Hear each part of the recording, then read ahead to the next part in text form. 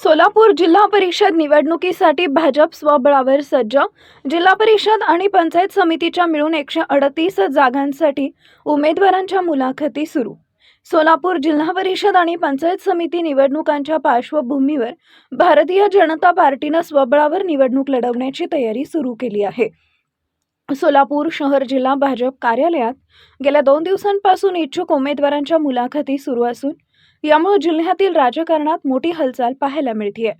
दक्षिण सोलापूर, उत्तर सोलापूर आणि मोहोळ, बार्शी, माळशिरस, माढा, पंढरपूर, करमाळा, मंगळवेढा, सांगोला, अक्कलकोट या तालुक्यातील जिल्हा परिषद व पंचायत समिती सदस्य पदांसाठी इच्छुक उमेदवारांच्या मुलाखती भाजपकडून घेतल्या जात आहेत.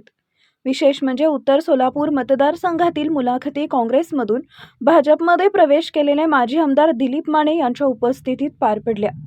भाजपकडून एका जागेसाठी तब्बल 10 ते 12 इच्छुक उमेदवार असल्यानं भाजपमध्ये प्रचंड चुरस दिसून येते आहे.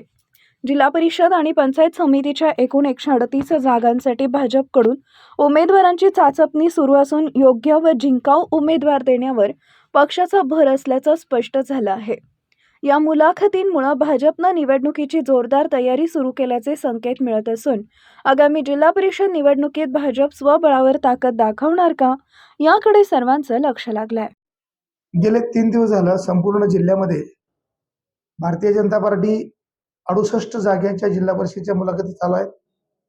कालच मोहोळला मुलाखती झाल्या, आज उत्तर सोलापूर, दक्षिण सोलापूर, उद्या पंढरपूर, अक्कलकोट, बार्शीच्या काल झाल्या. त्या जिल्ह्यामध्ये उद्यापर्यंत आमच्या सगळ्या मुलाखती पूर्ण होतील. भारतीय जनता पार्टी कमळ चिन्हावरती यावेळेला जिल्हा परिषद सुद्धा आम्ही ताकदीनं लढतोय. प्रचंड असा प्रतिसाद आहे.